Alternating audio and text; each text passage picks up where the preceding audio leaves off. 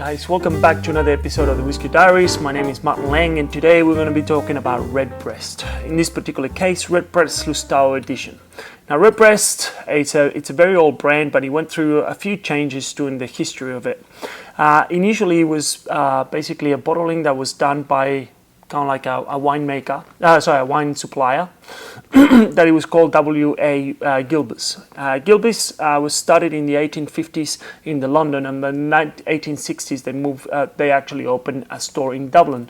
What they did is basically, like a lot of merchants at the time used to do, is they used to sell a lot of wine through barrels, and back in the day the wine actually came in big wine barrels. So these merchants used to have a lot of empty barrels. So what they used to do is they used to buy the neutral spirit from the distilleries, and they used to age it themselves in bond. In bond means that the whiskey, or the wine for that matter, wouldn't get charged any tax or VAT until it was sold. So as long as you kept it in the barrels, no tax got charged. But as soon as you sell it or you put it in a bottle, then you start paying tax for it.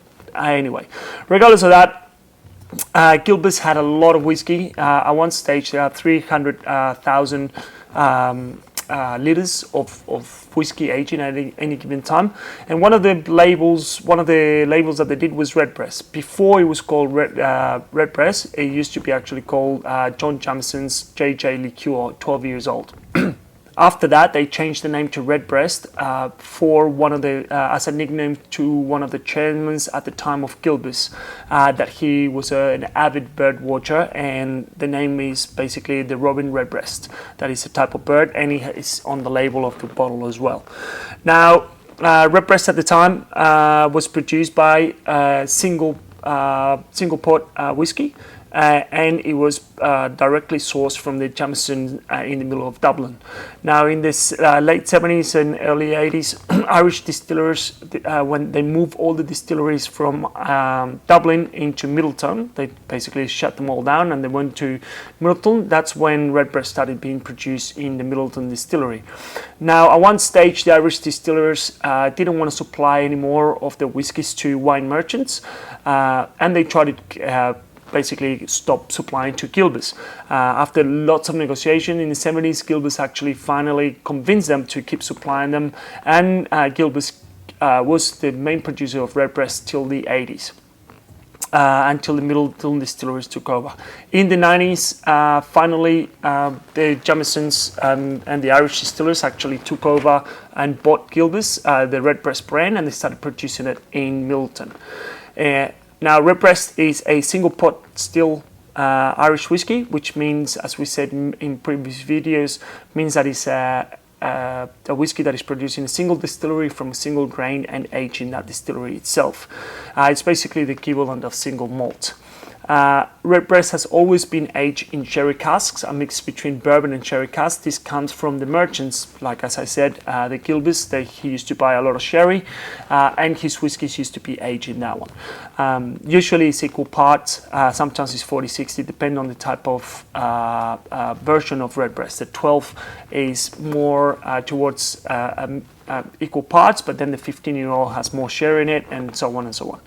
Now, the Lustau edition, it's aged for 9 to 12 years, both in bourbon and sherry casks, and then it gets aged for an extra year alone in fresh, brand new Lustau.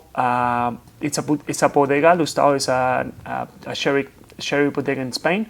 It gets aged for one extra year in fresh, like first fill sherry casks. So that means that it adds a lot more flavor, a lot more sherry flavors to the whiskey itself. We have reviewed the Redbreast 27 years old and different and the 12-year-old in a multiple whiskey selection. And I always say that Redbreast is literally my favorite Irish whiskey of all time. It's a beautiful, well-rounded whiskey. Bottle of 46% ABV, which is a great ABV in my personal opinion. It's not too strong, not too weak, carries the flavor really well, and then the balance between sherry and oak in this is just perfect. And the way, like, the triple distillation of the pot stills makes the whiskey really, really smooth with a really nice oily finish and just like a really great palate. On the nose, you get that spiciness, definitely nutmeg. A little bit of star anise. I can smell cloves. That little spiciness that you usually get from sherry casks, that is so particular, but also a hint of maybe a little bit of toffee from the American oak. It has a delicious nose. Yeah, that's great. That's Redbreast through and through. If you compare this to the 12-year-old, it's actually quite similar, but it's still a little bit more spicily on the back.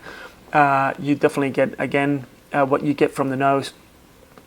There's a little bit more fruit in the palate that I expected from such a sherry cask.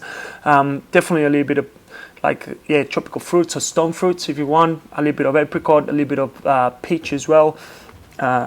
But definitely delicious. It's a great whiskey for the range. It got added recently, the last few years, and at the moment, Redbreast means that they have the 12, the Lustau edition 15-year-old, the 12-year-old cask strength, the 21 and the 27-year-old.